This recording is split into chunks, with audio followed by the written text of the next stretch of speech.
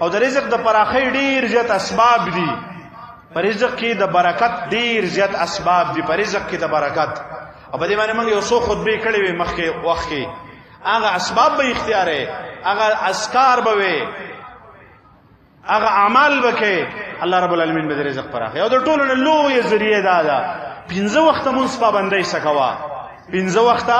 مونږ پابندۍ سکوا د رزق پابندۍ په پتا باندې ناراضي د رزق کمې چره دا او پتا باندې ناراضي خو مونږ چره دا پابندۍ سکوا غره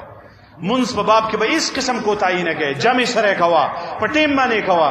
الله رب العالمین به ټول مسلې د رزق سره دا حل کوي او رزق باره کې خو الله رب العالمین قران کې فرمایلی دي ګور تاسو دی آیاتونو ته وګورئ او د دې مفهوم ته وګورئ سورۃ طه کې الله فرمایي وامر اهلک بالصلاه پیغمبره خپل کوړمې ته د مانزه امر کوا واستبر علیها خپلم به مانزه باندې کلک شه دا یو آیات دی ګوره وامر اهلک بالصلاه خپل کور ته خپل خاندان ته خپل اهل ته دې ته مانزه امر کوا واستبر علیها او په خپل منځ کوا لا نسالک رزقا رسته پسې پوری فرمای زستانه رزق نه غواړم الته وي منځ کو دلته وي تانه رزق نه غواړم د دې دوه خبرو مناسبت سره د دې مناسبت دار چې منځ کو رزق به الله درکې د رزق به الله ذمہواری خو منځ کوا سورۃ زاریات کې الله فرمایي وما خلقت الجن والانس الا ليعبدون الله فرمایي دا پیریان او انسانان دا مې د بندګۍ د پاره پیدا کړی دي ما اريد منهم من رزق ته نه غواړم ما اريد منهم من رزق ته نه غواړم بندګۍ کوي الله وایي رزق د نه غواړم رزق به زدر کوم د رزق ذمہوار ګورې هغه بادشاہ دی